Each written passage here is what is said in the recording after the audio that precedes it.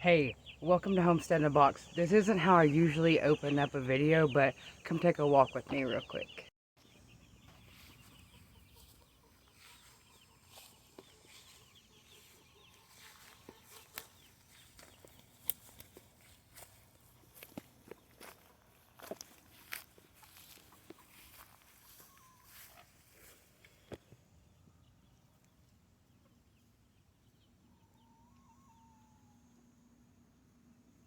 Do you see these over here? This is why I cannot plant anything in the bottom of my green stalk. Say hi to everybody.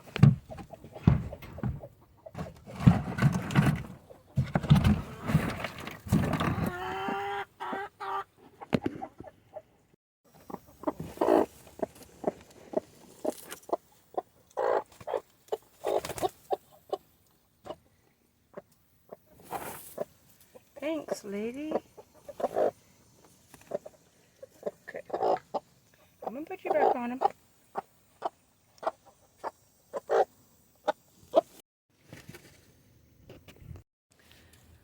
Wanted to show y'all a little bit of chicken action. In case you don't have chickens, I just want to say chickens are probably one of the coolest things to just sit back and to watch. Turkeys are too. Speaking of turkeys, let me just show you my friend here. Oh. If you follow me on social media, you know my friend here has been following me around the yard.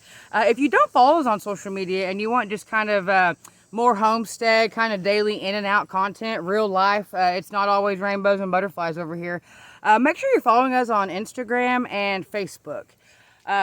Anyway, in today's video, I'm going to be elaborating more on a video I did a few weeks ago and updating you on the garden that I planted. Here's the garden. And I'm going to kind of come in and, I'm going to come in, y'all see them chickens back there? They crack me up. And plant some kale and some spinach because there's plenty of room in this garden. Now that a lot of the things have sprouted, I am going to come in next Sunday and succession sow some more rows of everything.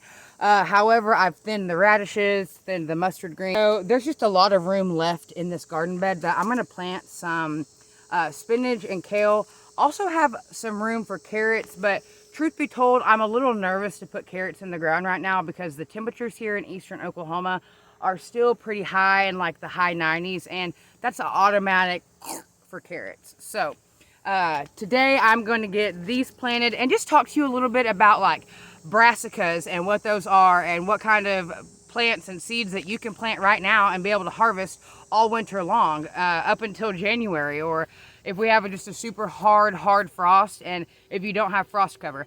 So let's plant these and let's talk about my winter garden experience. So you may have never heard of gardening in the wintertime, and that's okay if you haven't, but it's a very popular time to garden.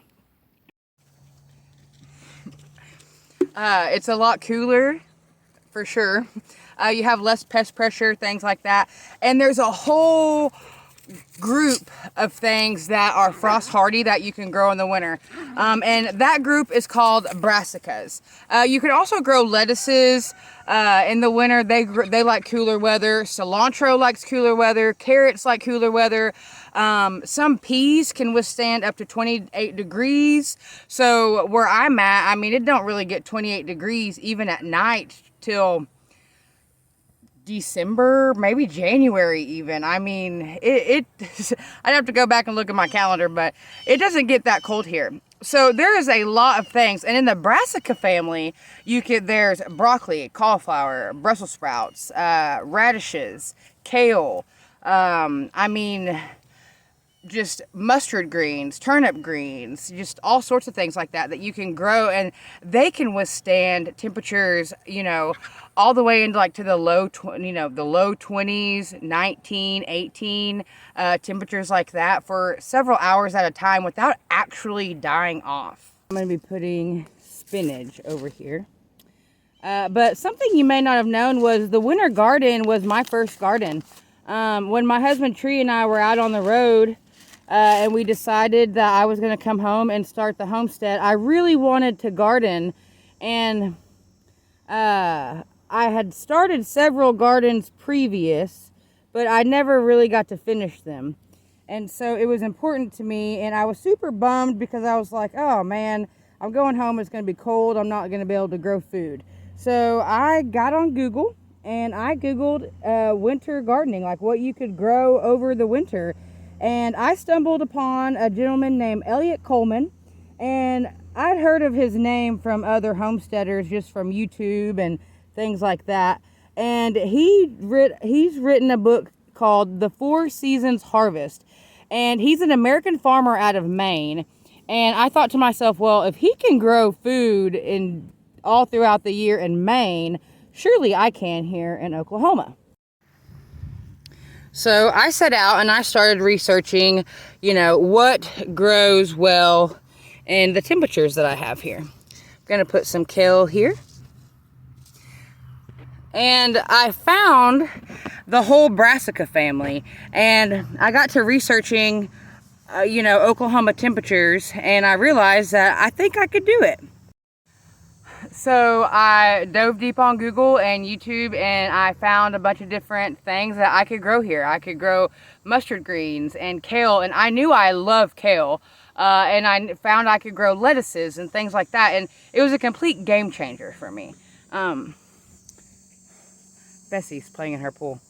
So I came home and I grew the food, and it was my very first garden ever, and it had lots of harvest. I had so much kale and mustard greens. I was just giving them away. I was meeting strangers that I felt safe to meet and was giving away kale and mustards, and sorry for that chicken debacle there, and all sorts of things.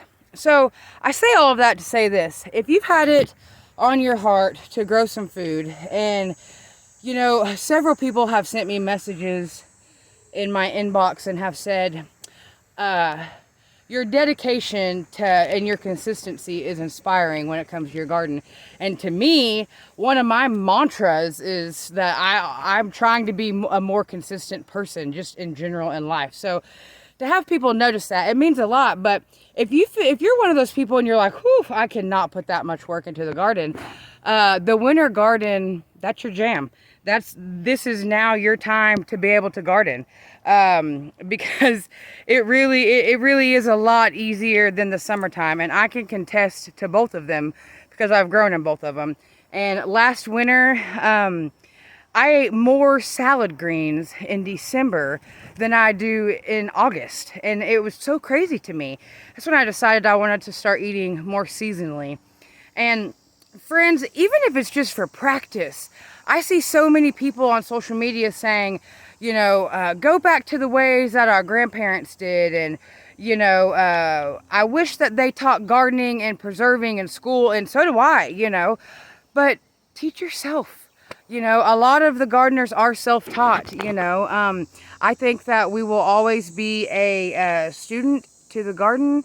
Almost any gardener that you actually meet will say that. I've never yet to meet one that says, oh, I know everything there is to know about gardening, So look, take the chance, okay?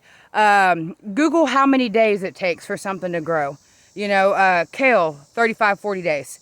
Radishes, 20 days. Even if you just grow one round of something, grow some food, practice, try. See what your backyard soil is like. If you ever want to garden, you're going to have to make sure that you have good soil. So try now. Go plant something now. Go plant, radishes. A lot of people give radishes harp on them, but radishes are a great substitution for potatoes, and if you cook them right, they taste a lot like potatoes. And I did not believe that until I was watching my friend Jess. She has Roots and Refuge YouTube channel. I was watching her YouTube channel, and she was making radishes, and I was like, no way. So I grew some, and I made them, and yes way, radishes taste like potatoes. If you air fry them or fry them, add some bacon and cheese on top, they're super good. So even if it's radishes, even if it's just some spinach, some lettuces to offset some salads this winter, grow something.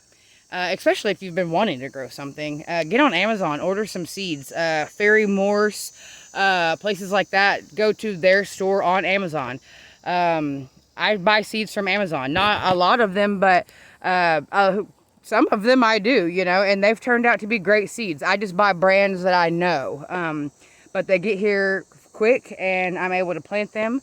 But anyway, thanks so much for coming hang out with me today and just letting me talk to you about the winter garden. And I hope that if you've had the desire to grow food, that this video just lets you know, like, hey, if you don't take the chance on starting those seeds, you're never going to know. You're never going to know. You're not going to get the practice, and you're not going to know if you can grow food. And practice. If your summer garden didn't do good, and I'm talking to the ones who have been tagging me in their summer gardens and wanting my help, if your summer garden didn't do good, please get on or go shop locally or get on the internet and find some winter seeds and grow you and your family some mustard greens for the first of the year, and some black-eyed peas. You know, peas can withstand up to 28 degrees, you know. It's worth putting some seeds in the ground. Worst case scenario is you don't get a harvest. Thank you all so much for coming hang out with me today. As always, I'm sending you good vibes. Send some good vibes to somebody that you know. And I will see you all next time.